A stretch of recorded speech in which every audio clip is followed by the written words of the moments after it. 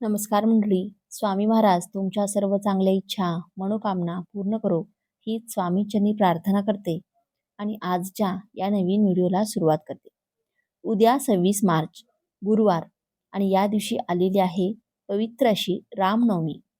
रामनवमी हा सण नैतिकतेचे, सत्याचे आणि धर्माचे प्रतीक मानला जातो. या दिवशी प्रभू श्रीरामांची पूजा केल्याने जीवनात सुख, समृद्धी येते आणि पाप नष्ट होतात अशी भावना आहे. चैत्र महिन्याच्या शुक्ल पक्षाच्या नवमी तिथीला भगवान श्रीरामांचा जन्म झाला होता. तो पावन दिवस सर्वत्र भक्त मोठ्या उत्साहात आणि आनंदात साजरा करतात. हिंदू धर्मात या दिवसाला अत्यंत महत्त्व प्राप्त आहे. भगवान विष्णूंचा 7वा अवतार असलेल्या श्रीरामांचा जन्मदिवस धार्मिकदृष्ट्या देखील विशेष आहे. म्हणून या दिवशी सकाळीच घराच्या उंबरठ्यावर ठेवा ही एक वस्तू. घराची खूप भरभराट होईल, दारिद्र्य संपेल, घराची, मुलांची, पतीची खूप प्रगती होईल.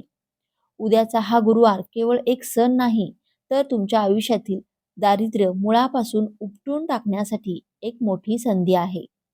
अनेकांच्या घरात पैसा येतो, पण तो टिकत नाही. मुलांच्या प्रगतीत अडथळे येतात किंवा पती पत्नीमध्ये विनाकारण वाद होतात. घराला जणू कुणाची नजर लागली आहे असं वाटतं. हिंदू धर्मात या दिवसाला खूप विशेष महत्त्व आहे. भगवान श्रीरामांचा जन्मदिवस धार्मिकदृष्ट्या खूप महत्त्वाचा मानला जातो. म्हणून अशा या विशिष्ट दिवशी काही खास आणि अचूक उपाय जर केले तर त्याचं आपल्याला 100% आणि शीघ्र फळ प्राप्त होतं. आणि म्हणून उद्या सकाळी सूर्योदयापूर्वी तुम्हाला तुमच्या घराच्या उंबरठ्यावर करायचं आहे फक्त एक साधी वस्तू तुमच्या नशिबाचे कुलूप उघडू शकते. ती वस्तू कोणती आणि ती उंबरठ्यावरच का ठेवायची अशी संपूर्ण माहिती आपण आजच्या या व्हिडिओमध्ये पाहणार आहोत. त्यामुळे तुम्ही हा व्हिडिओ शेवटपर्यंत नक्की पहा. कारण व्हिडिओच्या मध्यभागी मी एक खास असा उपाय सांगणार आहे, जो तुमच्या घराचे कायमचे रक्षण करेल. तसेच चॅनेलवरती नवीन असाल तर सबस्क्राईब करा आणि व्हिडिओला एक लाईक करून कमेंटमध्ये भगवान श्रीरामांचा कृपा आशीर्वाद आपल्यावरती आणि आपल्या कुटुंबावरती सदैव राहावा असे जर तुम्हाला वाटत असेल तर जय श्रीराम असे नक्की लिहा. रामनवमीला दान का करावे हे समजून घेणे खूप महत्त्वाचे आहे. शास्त्र सांगते की रामनवमीच्या दिवशी केलेले दान हे इतर दिवसांच्या तुलनेत सहस्त्रपटीने फळ देते. पापांचा नाश अनावधानाने म्हणजेच अचूकपणाने आपल्याकडून झालेल्या चुका किंवा पाप कर्माचे क्षालन करण्यासाठी दान हा सर्वोत्तम मार्ग आहे.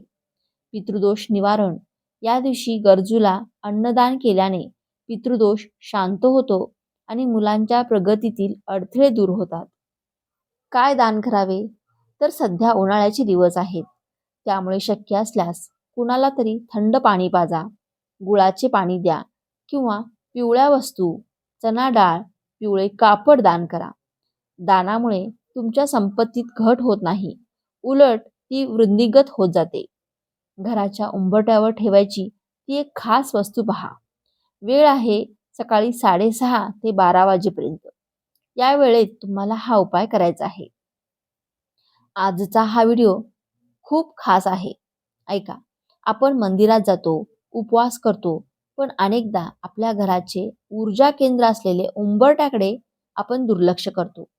उद्या गुरुवार रामनवमीच्या शुभ मुहूर्तावर सूर्योदयाच्या पवित्र वेळी तुम्हाला तुमच्या घराच्या मुख्य उंबरठ्यावर फक्त एक खास वस्तू ठेवायची आहे. ती वस्तू म्हणजे दुसरं तिसरं काही नसून चिमूटभर हळद आणि एक चांदीचे नाणे किंवा तुमच्याकडे उपलब्ध असलेला साधा 1 रुपयाचा शिक्का सुद्धा चालेल.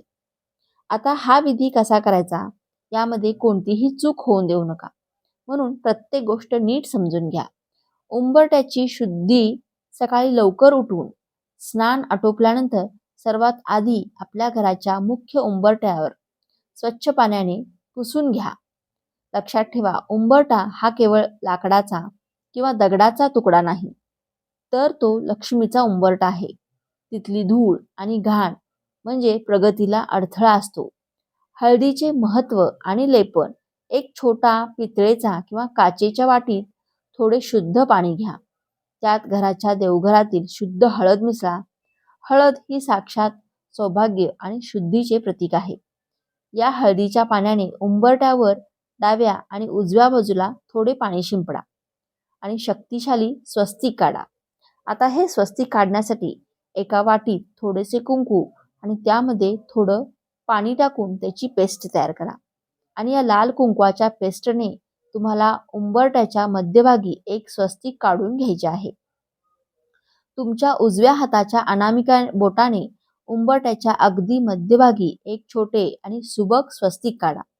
स्वस्तिक हे 4 दिशांकडून येणाऱ्या शुभलहरीचे प्रतीक आहे.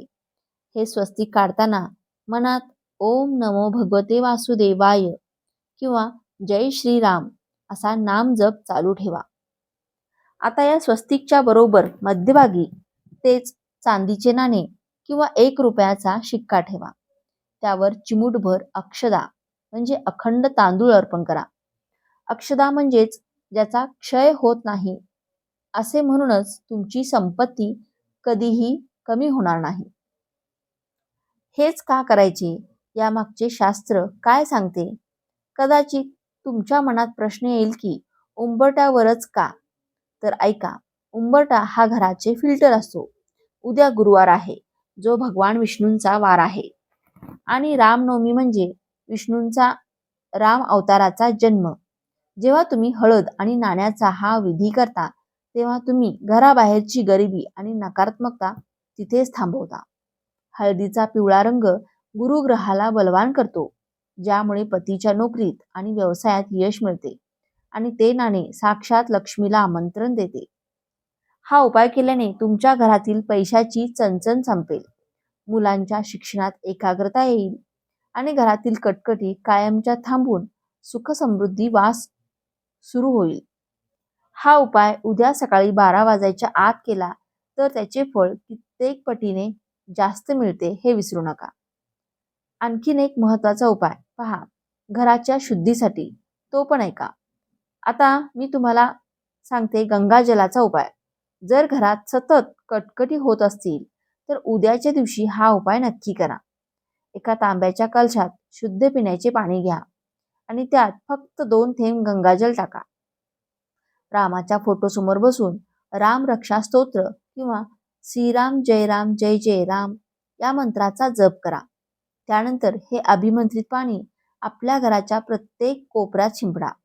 उरलेले पाणी तुळशीला अर्पण करा. यामुळे घरातील नकारात्मक ऊर्जा नष्ट होऊन घरात सकारात्मकतेचा संचार होईल. जर तुम्हाला वाटत असेल की कुणाची तरी नजर लागली आहे, तर हा गुप्त उपाय करा. उद्या दुपारी 12 वाजता राम जन्माच्या वेळी एका छोट्या पिवळ्या कपड्यात 2 लवंगा, 1 सुपारी आणि 1 पिवळी मोहरी बांधा. ही पोटली प्रभू रामांच्या चरणाशी ठेवा. तुमची जी काही इच्छा असेल, मुलांच्या प्रगतीविषयी किंवा पतीच्या कामाविषयी, ती मनात बोला. पूजा संपल्यानंतर ही पोटली तुमच्या घराच्या मुख्य दरवाजाला आतून बांधा. हे तुमच्या घरासाठी एक सुरक्षा कवच म्हणून काम करेल आणि संकटांना घराबाहेर थांबवेल. तर उद्याच्या रामनवमीचा हा दुग्ध शर्करा योग दवडू नका. हे साधे पण प्रभावी उपाय तुमच्या आयुष्यात मोठे बदल घडवू शकतात. श्रद्धेने आणि भक्तीने केलेले छोटेसे कार्य सुद्धा ईश्वराला प्रिय असते. जर तुम्हाला हा माहितीपूर्ण व्हिडिओ आवडला असेल, व्हिडिओतील माहिती उपयुक्त वाटली असेल, तर व्हिडिओला एक लाईक नक्की करा आणि चॅनेलला सबस्क्राईब करून आम्हाला प्रोत्साहित करा. तसेच हा व्हिडिओ जास्तीत जास्त लोकांना शेअर करा. धन्यवाद. श्री स्वामी समर्थ. जय श्रीराम.